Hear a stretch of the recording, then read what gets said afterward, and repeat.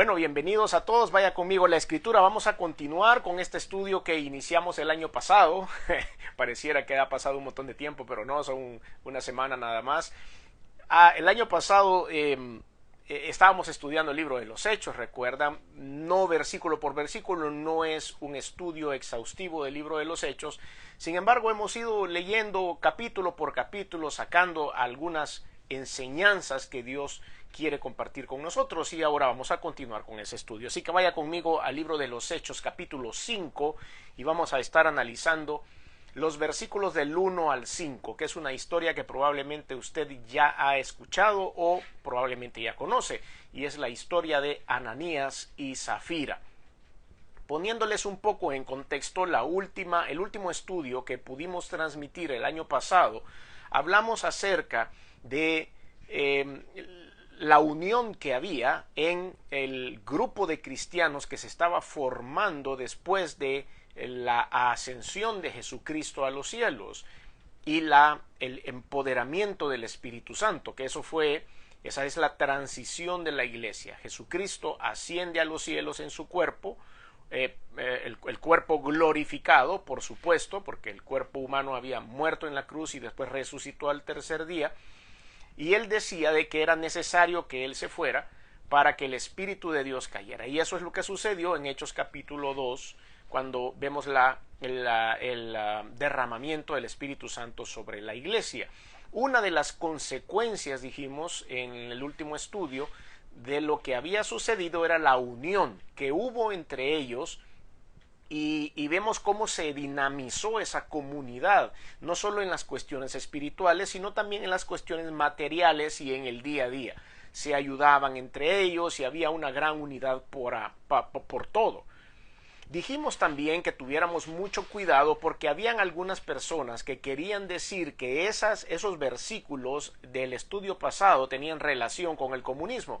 Dijimos, no es así, no tiene nada que ver con el comunismo, no tiene nada que ver con esto de cuestiones ideológicas, políticas y sociales. Eso no tiene nada que ver. Era nada más algo que estaba sucediendo y salía del corazón de cada uno de los miembros de la iglesia cristiana. No era impuesto por nadie, no era administrado por el Estado, no era nada de eso que tienen las ideologías humanas. Recuerden que esto fue fundado por Dios. A consecuencia de esos versículos en los que aparecía de que ellos daban todas sus cosas, vendían sus propiedades, al necesitado le daban más, el que tenía pues compartía lo que tenía, todo esto era parte de la unión de la iglesia.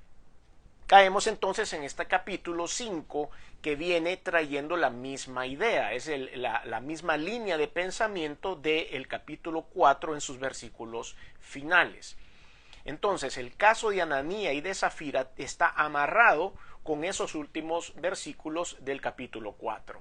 Pero vamos a ver en esa misma orden de ideas, vamos a ver qué es lo que esta pareja hace. Recuerden que ya habíamos conversado sobre eso, que ellos estaban vendiendo sus propiedades y todos se repartían, unos a otros permanecían juntos. En base a eso contamos la historia. Vaya conmigo a Hechos 5 del 1 al 5.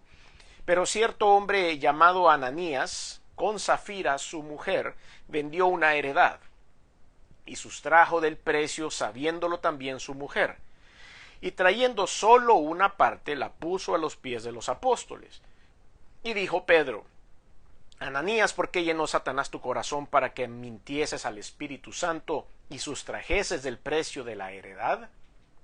Reteniéndola, ¿no se te quedaba a ti? Y vendida, ¿no estaba en tu poder? ¿Por qué pusiste esto en tu corazón? No has mentido a los hombres, sino a Dios. Al oír Ananías estas palabras, cayó y expiró, y vino un gran temor sobre todos los que lo oyeron. Entonces usted me puede decir, ¿qué tiene eso de malo? ¿Qué cosa mala hizo Ananías como para que lo condenaran de esa manera y terminara hasta muerto? Pues vea, vamos a ir analizando paso por paso y después hacemos la aplicación. Cierto hombre llamado Ananías, aquí era una persona X que llegó, parte de la comunidad, y tenía una esposa que se llamara Zafira, y dice, vendió una heredad y sustrajo un poco del precio, sabiéndolo su mujer, o sea, se pusieron de acuerdo entre los dos y dijeron, vaya, mira, vendimos esta heredad, vendimos este terreno, vendimos este lote, vendimos esta casa, lo que usted quiera, y nos costó X cantidad, $1,000, póngale una cantidad, o $100, lo que sea. Pero vamos a ir y solo vamos a donar $50 de los 100 que nos dieron. Y ellos llegaron con sus $50. Ahí hasta ese momento usted puede decir, sí, pero ¿qué ha pasado? Ellos vendieron su heredad y solo dieron la mitad. Ellos tenían derecho a dar lo que ellos querían dar. Sí, sí lo vemos desde ese punto de vista. Pero cuando ellos llegan mintiendo, diciendo, vendimos nuestra heredad y nos dieron $50 y es lo que te doy, ya había una mentira de por medio y había algo que no estaba correcto en el corazón de Ananías y Zafira. Porque entonces no dijeron, mira, vamos a vender esto y te vamos a dar la mitad, sencillamente. Pero encontramos, y si analizamos el contexto de toda la historia y el perfil de Ananías y Zafira, vamos a descubrir el tema central de este estudio, que es la envidia y sus consecuencias. En el corazón de ellos había envidia de poder identificar que las otras personas vendían sus heredades y daban el dinero completo y no les hacía falta nada. Y ellos no sentían remordimiento de darlo completo. Entonces ellos vinieron y dijeron, bueno, como aquellos, los de la casa 14, los del pasaje de allá abajo, los de la casa de arriba, y todos ellos están dando un montón de dinero, nosotros no nos podemos quedar atrás. Debemos decir también que vendimos una heredad y que vamos a ir a dar todo el precio que nos dieron porque todos están dando esto. No nos podemos quedar atrás, está de moda. Tenemos que encajar en esta comunidad, tenemos que apantallar también a los demás, porque a mí me da envidia de que el de la casa 14 esté donando todo ese dinero, la señora del pasaje de abajo esté donando todo ese dinero y el de la casa de arriba también esté donando todo ese dinero, pues nosotros también no nos podemos quedar atrás. Ese sentimiento equivocado es el que Dios detectó en ese momento. Y es por eso que el apóstol Pedro, inspirado por el Espíritu Santo, imagínense ustedes, ahí vemos uno de los dones del Espíritu, el don de ciencia, el don de sabiduría, todos esos dones espirituales que da el Espíritu de Dios. ¿Cómo Pedro se enteró de que Ananías y Zafira se habían quedado con una parte del dinero? Nadie lo sabía. Probablemente les entregaron esa plata, antes no habían escrituras, no había que ir a catastro, no había que hacer una compraventa, no había que ir donde un abogado, sencillamente se cerraban los tratos, y puede parecerle esto un poco cómico, pero se cerraban los tratos dando un zapato. Sí, así era. Yo le decía a alguien, te voy a vender esta porción de mi terreno desde este cerco hasta aquel cerco, a partir de este momento es tuyo, poné tu cerco. Y ellos decían, ¿estás seguro que es mío? Sí, te voy a dar mi zapato, porque antes los zapatos no se compraban en cualquier lugar acá en la esquina o costaban pocos dólares, sino que el zapato era algo bien importante. Entonces, dando el zapato, era como cerraban el trato. Entonces, de esa forma se daba después el dinero, mientras la persona llegaba, cuando se entregaba el dinero o lo que sea que se había hecho el trueque, entonces devolvían el zapato. En ese momento, esa era la manera que se hacía antes. Entonces vemos que aquí no quedaba un registro, no fueron al banco a depositar ese dinero. Pero ¿cómo se dio cuenta Pedro? Por una revelación del Espíritu Santo. Cuando Ananías entró al lugar y dio ese dinero, inmediatamente el Espíritu Santo le revela o ilumina, es la palabra correcta, ilumina a Pedro y le dice, no agarres ese dinero porque ese dinero no viene de buen corazón. Y es entonces cuando él le hace todas esas preguntas directas y se las hizo correctamente. Efectivamente eso es lo que había pasado. Versículo 3 dice, y dijo Pedro, Ananías, ¿por qué llenó Satanás tu corazón para que mintieses al Espíritu Santo? ¿Qué es lo que estabas tratando de hacer? Porque lo que hacemos en esta comunidad cristiana, lo que estamos haciendo los hijos de Dios, lo hacemos de nuestro corazón. No lo hacemos porque nadie nos obliga. Nadie te obligó a que vendieras tu heredad. Por eso le dice, y sustrajiste del precio de la heredad, reteniéndola. ¿No se te quedaba a ti? ¿Por qué la vendiste? ¿Por qué no te la retenías y ya? Y vendida, ¿no estaba en tu poder? ¿Por qué pusiste esto en tu corazón? No has mentido a los hombres, sino a Dios. No me has hecho nada a mí, le dice Pedro, sino que le has mentido a Dios queriendo apantallar a todo el mundo, pero Dios, dice la Escritura, pesa los corazones. Entonces, haciendo este análisis, nos damos cuenta de la envidia que había tanto en Ananías como en Zafira, su mujer. No nos podemos quedar atrás, viejo. Tenemos que andar igual que la señora ya de la 14. Tenemos que hacer esto y todo lo que hemos dicho ya en algún momento. Entonces, vemos cómo la envidia carcome aún dentro de la iglesia. Y le tengo una mala noticia para todos nosotros. La envidia es parte de la conformación del pecado del ser humano. Cuando nosotros caímos de la gracia, entraron un montón de cosas en nuestro interior, o más bien debo decir, se transformaron muchas cosas dentro de nuestro interior que Dios había puesto como instintos básicos, y al cambiar, al torcer el instinto básico, es cuando vienen todas estas tendencias pecaminosas de los seres humanos. Entre ellas podemos encontrar Dios nos dio el deseo, la necesidad de comer, por ejemplo, y Él pone el instinto básico de la comida, y ahora eso se ha vuelto glotonería, se ha vuelto sobrepeso o se ha vuelto anorexia, se va en los extremos. ¿Por qué? Porque hubo una torcedura en un instinto básico que era comer para sobrevivir. No era comer por placer, o no era dejar de comer para aparentar. Lo mismo sucede en la parte sexual. Dios dijo que nos teníamos que reproducir para que se reprodujera la raza humana.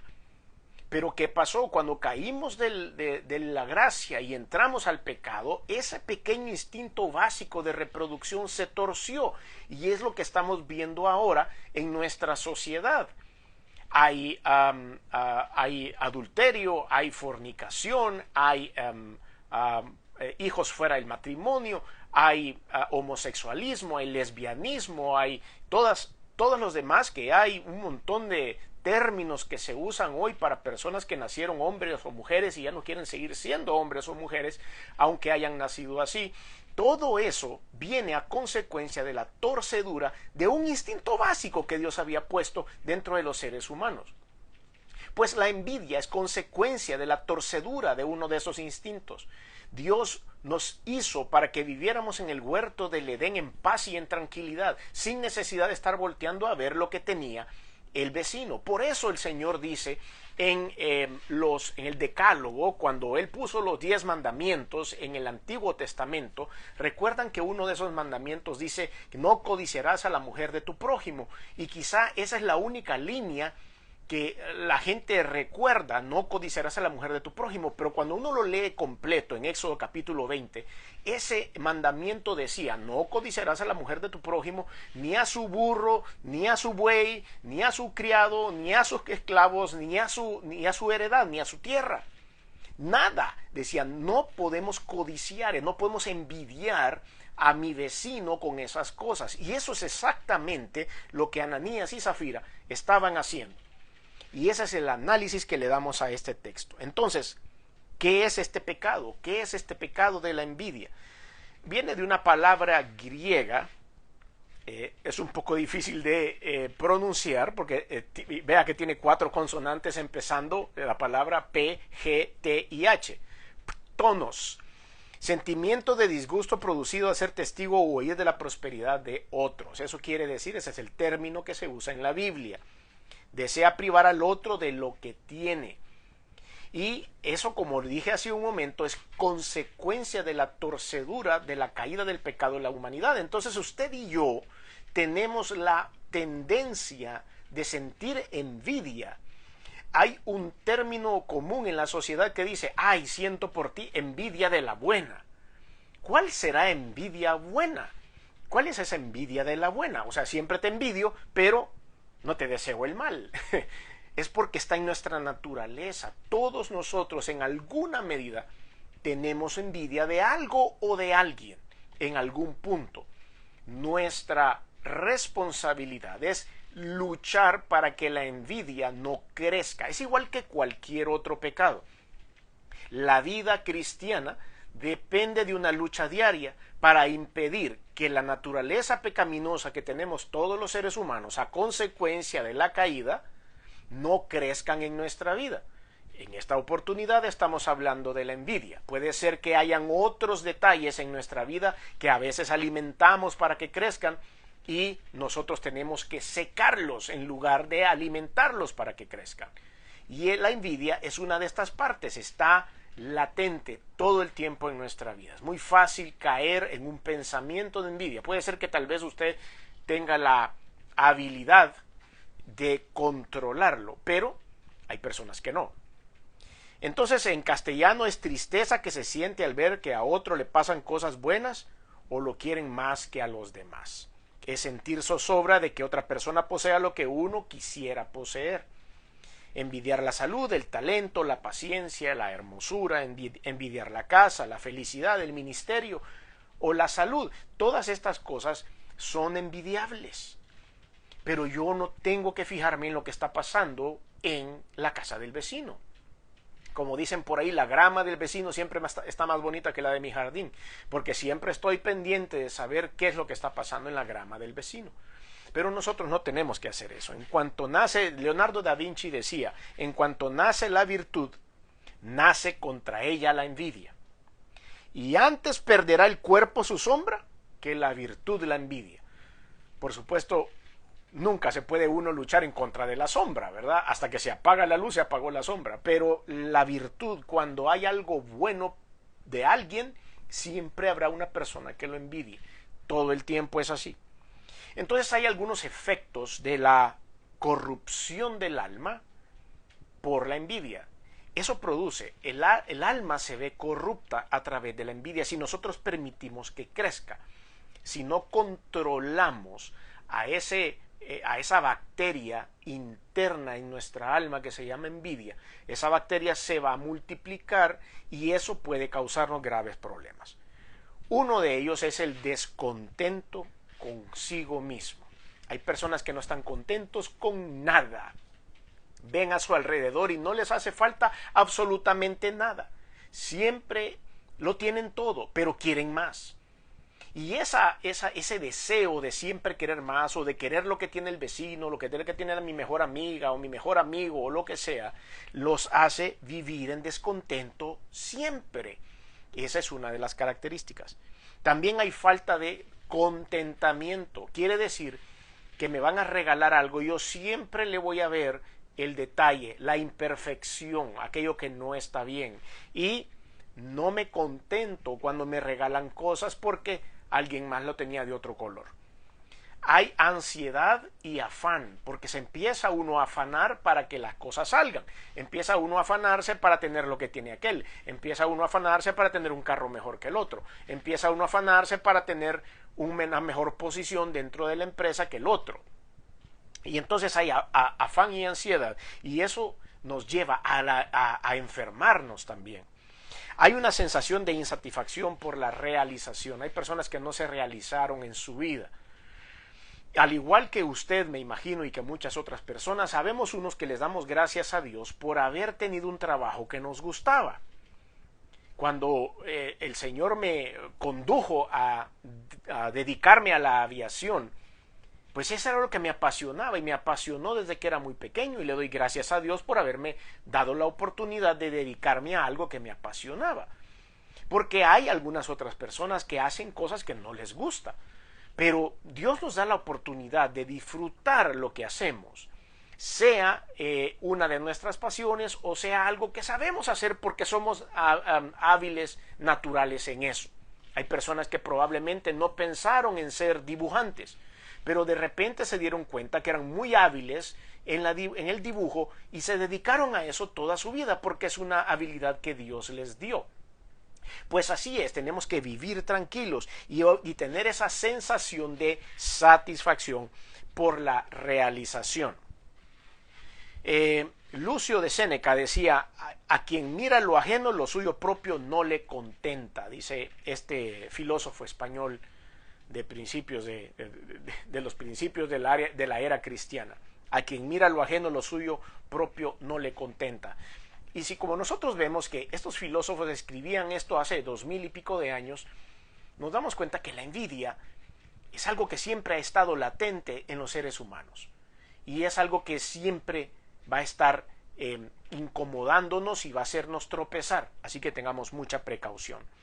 Otra de las consecuencias o de los efectos de la corrupción del alma por la envidia es la impaciencia y el odio. Hay personas que permiten que la envidia se desarrolle y eso les genera odio. Odio a otras personas por no poder alcanzar sus propias metas. Odio a otras personas porque otros llegaron antes que yo. Y eso empieza a carcomer. Por eso decimos que es la corrupción del alma a través de la envidia. Se genera el odio. Aquí ya caemos en otro pecado horrible cuando no supimos controlar un pecadillo como la envidia. Tenemos que resecar la envidia. No podemos nosotros alimentar la envidia. Número 6, tenemos el egoísmo. Nos volvemos egoístas cuando somos envidiosos. ¿Por qué?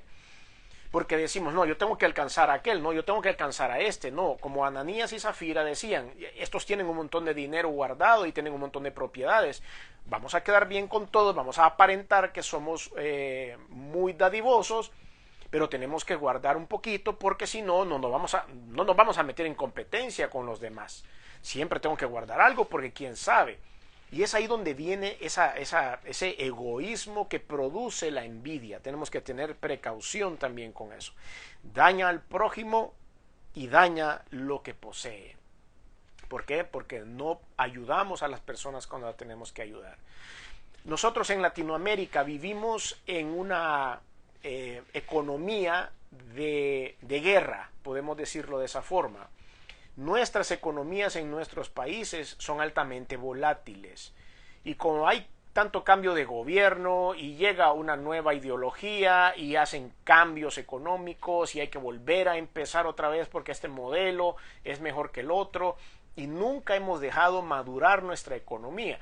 Aparte, por supuesto, de la corrupción, aparte, por supuesto, del mal manejo de los fondos y todas estas cosas que ya sabemos a lo largo y ancho de Latinoamérica. Pero como nosotros tenemos esa economía de guerra, siempre estamos guardando algo. Es diferente nuestra manera de ver los fondos o el dinero. Hay tan pocas oportunidades de trabajo en muchos países de Latinoamérica que nadie quiere poner su trabajo en juego. Entonces le pasamos por encima a otra persona o siempre queremos acceder a algo sin soltarnos de nada. ¿Por qué? Porque probablemente sea el único trabajo que haya y la única oportunidad que yo tengo. Eso genera egoísmo. Sobre todo cuando vemos que alguna persona conocida nuestra o compañeros de colegio, compañeros de la universidad o vecino del barrio le está yendo mejor, entonces yo me hago más egoísta para poderlo alcanzar. Y eso es parte de la envidia. Daña al prójimo y daña lo que poseemos. Un escritor anónimo dijo, la envidia como la llama ennegrece todo lo que no puede poseer. Como la llama, como el fuego, hace carboncito, todo lo que no puede poseer, así es la envidia dentro de nuestro corazón. Entonces, el pecado de la envidia es un estado, lo voy a decir bien porque lo dije mal, el estado de la envidia es un pecado, eso era lo correcto. El estado de la envidia es un pecado, no es un defecto, es un pecado que está puesto en nuestro corazón. No es que el defecto está en haberlo multiplicado, pero es un estado latente de pecado que está dentro de los seres humanos. Lo que es, se vuelve un defecto cuando nosotros lo hacemos parte de nuestro carácter, lo hacemos parte de nuestro desarrollo. Entonces, hay una fuerza gravitacional de la envidia cuando nosotros ya estamos contagiados por esa bacteria y esa bacteria ya se ha reproducido en nuestro interior. Eso nos jala para que nosotros caigamos fuertemente en ese pecado. Y el pecado, usted ya sabe lo que sucede con el pecado, nos aleja de Dios. Si nosotros permanecemos envidiosos todo el tiempo y siempre estamos verdes de envidia, así como el emoji que a veces sale en nuestros dispositivos móviles, vemos que nosotros no podemos vivir y eso nos aleja de Dios porque todo el tiempo pensamos en eso. Para aquellos que estudian un poco de ciencia, hay unos agujeros negros en el espacio, ¿verdad? Se han estudiado, todos aquellos que los astrónomos están viendo esos agujeros negros que están en el espacio. Y esos agujeros lo que hacen es atraer objetos, igualmente atraen la luz, pero como son tan grandes y tan profundos, que la luz se pierde y desaparece de la vista dentro de estos agujeros negros. Pues la envidia en el corazón, en el alma de los seres humanos, hace lo mismo con la gracia de Dios, hace que la gracia se pierda, hace que la unción se pierda, porque hay cosas más importantes en nuestro corazón que estar observando, o las cosas más importantes en nuestro corazón sería estar observando qué es lo que tiene el vecino, entrar en el egoísmo y en todas las características que ya vimos que la envidia tiene. Eso nos aleja de Dios. Entonces la envidia se convierte en el basurero del diablo dentro de nuestra alma. Ahí deposita él toda su suciedad. Y cuando hemos abierto puertas y permitimos que la envidia entre a mi corazón, Satanás va a tomar ventaja de eso y le va a dar más insumos para que usted la fortalezca. ¿Por qué? Porque sabe de que eso le va a alejar de Dios. ¿Por qué? Porque sabe que usted va a dar un mal testimonio a su círculo de personas. Ananías y Zafira murieron delante de todos. Probablemente usted me diga, uy, Dios, ¿cómo es así que mató a estas dos personas por un pecadillo? Pero no, lo que estaba haciendo en ese momento el Espíritu Santo era dejando una marca, enseñando lo malo que era. Esto nos puede llevar a la muerte espiritual. Esto nos puede llevar a la muerte física por andar envidiando cosas también y nos hace, y por la envidia entramos en negocios ilícitos y esta otra cosa y nos puede llevar eso a la muerte o nos puede llevar a una enfermedad.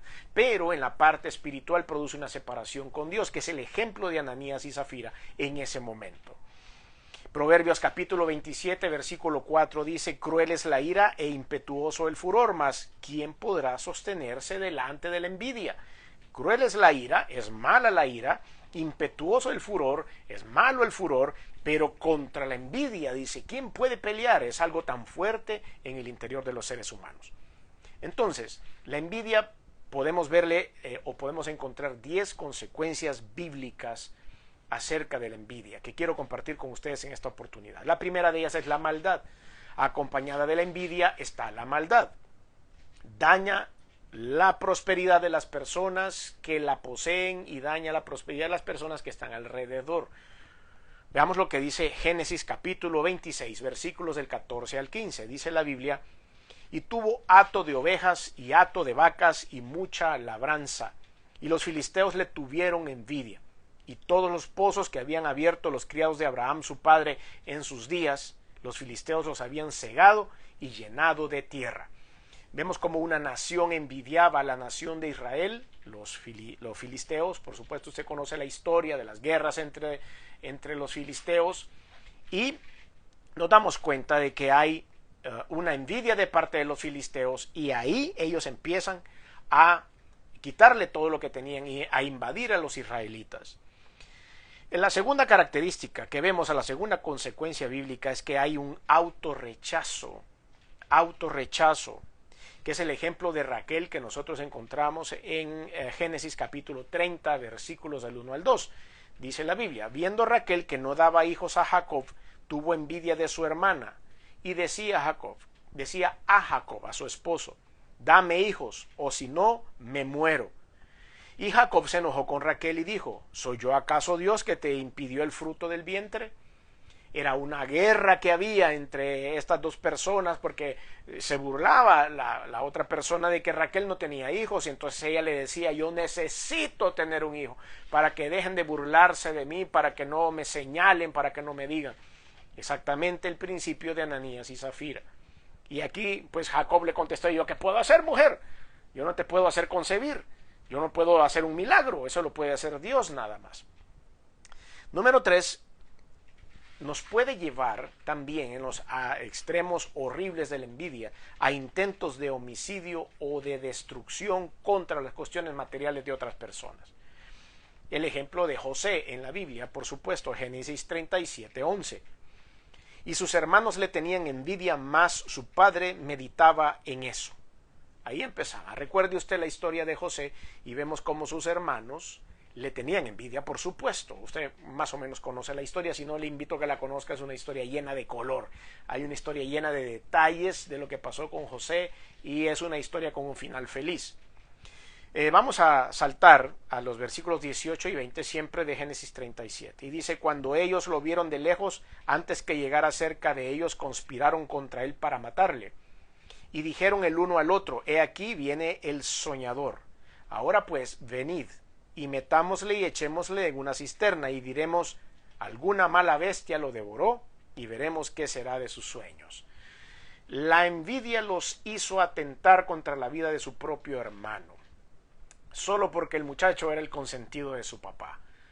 Y eso los llenó de envidia a los demás y atentaron contra su vida. La siguiente consecuencia es que hay un debilitamiento espiritual. Por supuesto, como dije hace un momento, la envidia nos aleja de Dios. Entonces la unción del Espíritu Santo no puede morar en un corazón, voy a decirlo bien, la unción del Espíritu Santo no puede morar al 100% en un corazón que quita espacio a la envidia. La envidia le quita espacio al Espíritu Santo. Entonces no se puede desarrollar al 100%. Necesita el Espíritu Santo quitar esa basura. Por eso el apóstol Pedro le dijo a Ananías y Zafira, le mentiste al Espíritu Santo. Ese fue un agravio contra el Espíritu Santo porque quisiste contaminar. El mismo espacio en tu corazón en donde mora el Espíritu de Dios estaba lleno de envidia. Debemos quitar eso y así evitar que haya internamente un debilitamiento espiritual. No necesitamos debilitarnos espiritualmente, necesitamos fortalecernos. Veamos lo que dice Asaf en el Salmo 73, versículos 2 a 3. En cuanto a mí, casi se deslizaron mis pies. Por poco resbalaron mis pasos, porque tuve envidia de los arrogantes, viendo la prosperidad de los impíos. Este es un salmo muy interesante. Si usted lo quiere leer completo, es el sentimiento de envidia por los malos a los que les va bien cometiendo pecado. Y uno los ve que les va bien. Y uno dice, ¿cómo estos hombres cometiendo todos esos pecados les va bien? ¿Cómo es posible que son tan corruptos o son traficantes o son asesinos y les va bien y andan en las mejores casas, con los mejores carros y pasan una vida de fiesta? ¿Cómo es que les va bien? Pero ahí la palabra de Dios dice, no le tengas envidia a ellos, porque ellos, dice al final del Salmo, ellos se deslizarán de la presencia de Dios, lejos de la presencia del Señor. Es muy, muy difícil, pero léalo que es muy interesante. Otra de las consecuencias es la rebelión. Si nosotros permitimos que crezca la envidia en nuestro corazón, entramos en rebelión. Es el caso de Coré, otro salmista. Salmo 106 del 16 al 17. Tuvieron envidia de Moisés en el campamento y contra Aarón, el santo de Jehová. Entonces se abrió la tierra y tragó a Datán y cubrió la compañía de Abiram.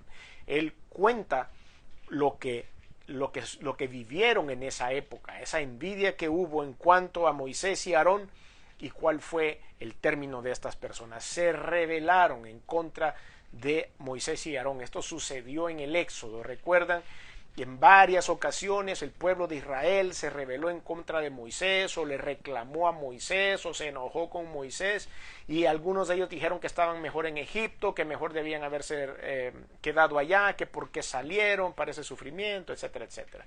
Y hubo una rebelión interna a través de la envidia que tenía el grupo del liderazgo de Moisés en la parte política militar o ciudadana, si lo quiere ver así, y el liderazgo de Aarón en la parte religiosa espiritual.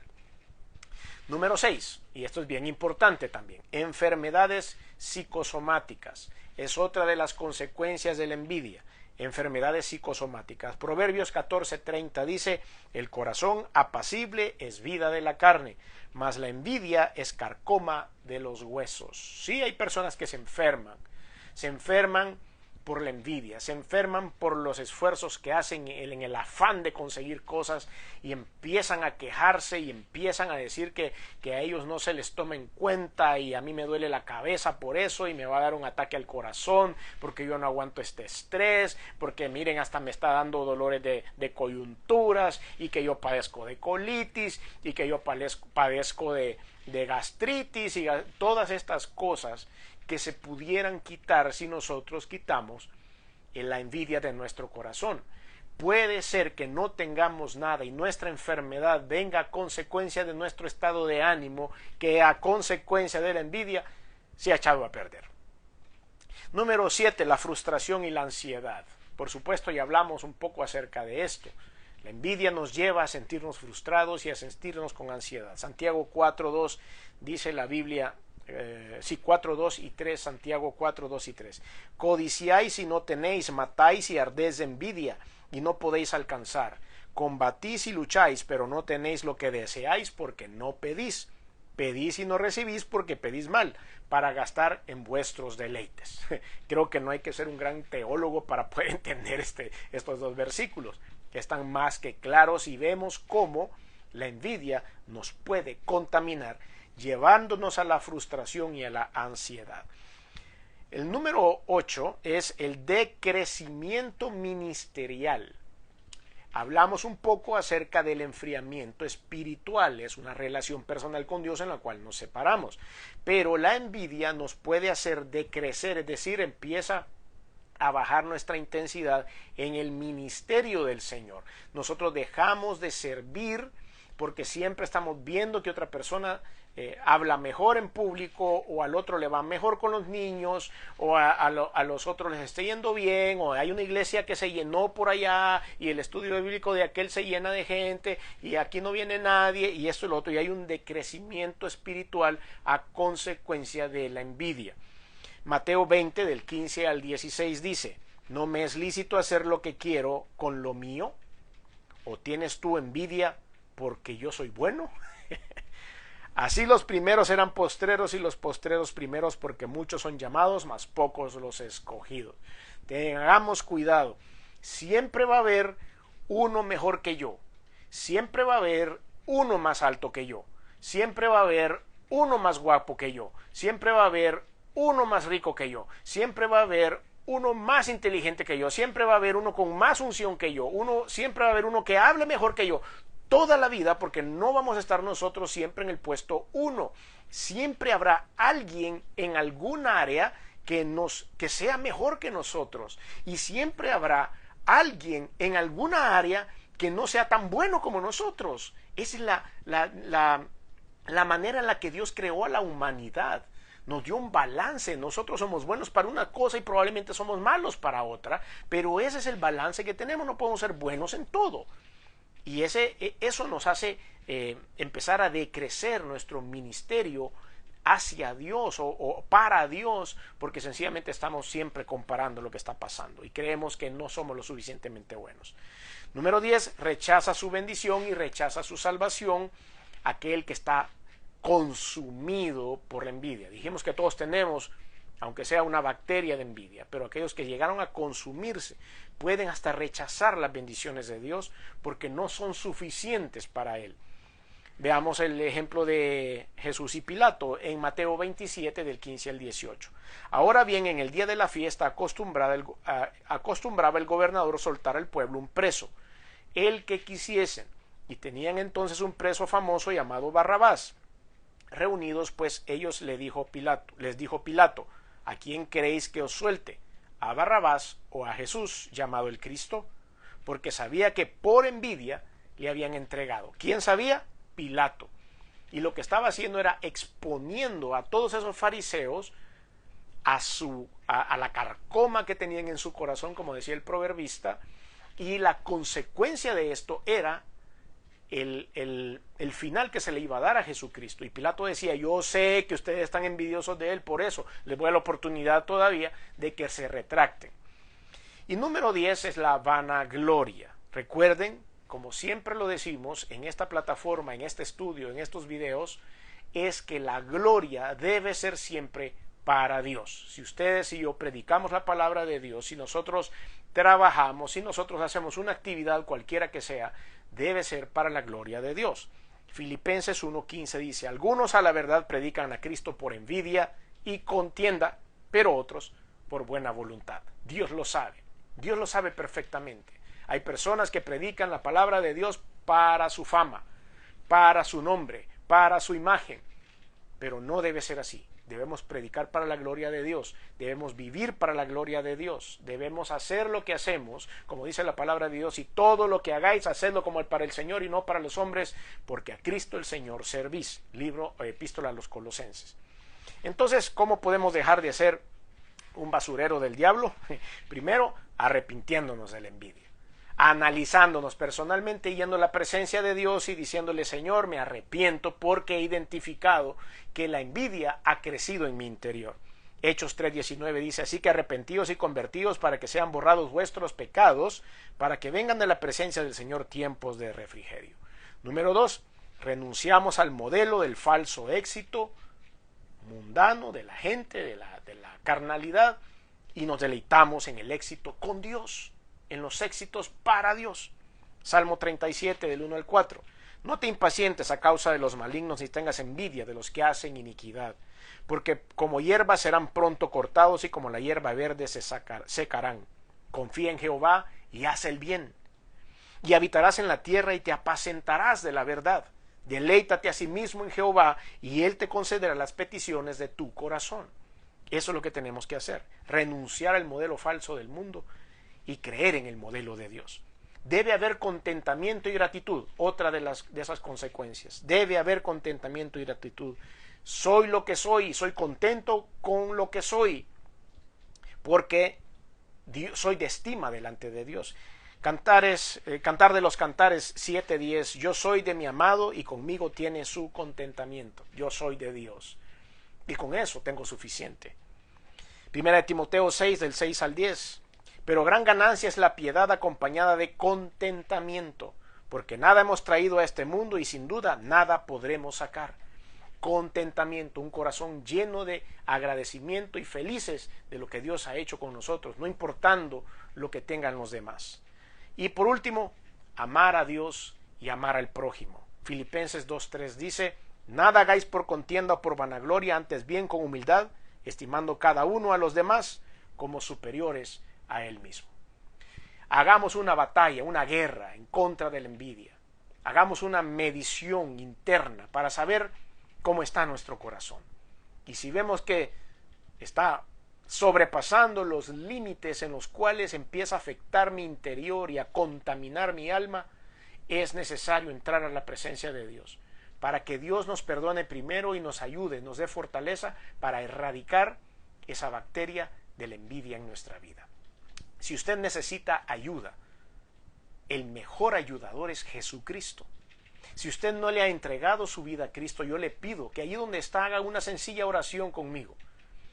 Él hará la obra, yo no la puedo hacer. La hace Jesús. Él perdona los pecados, Él asegura la vida eterna, Él hace una transformación interna a través de la unción del Espíritu Santo. Solo Él lo puede hacer. Pero en una sencilla oración nosotros lo que le decimos es pedirle a Dios que llegue a mi vida. Es poner la aplicación, es pasar la requisición, es pedirle a Dios que llegue, que estoy interesado en que Él sea parte de mi vida. Si usted quiere dar ese paso de fe, ahí donde está, haga conmigo esta oración. Señor Jesús, reconozco que he hecho cosas que no han sido de tu agrado, perdóname, me arrepiento. Reconozco que veniste al mundo hecho hombre, que te colgaron en una cruz y que la sangre que derramaste ha servido para limpiar mis pecados. Reconozco que resucitaste al tercer día y que estás sentado a la diestra de Dios. Por lo tanto, hoy abro mi corazón y te recibo en él como mi único y suficiente Señor y Salvador. Te doy las gracias por esta maravillosa oportunidad de conocerte y decirte que eres bienvenido a mi vida. Guíame y lléname de tu Santo Espíritu. En el nombre de Jesús. Amén y amén.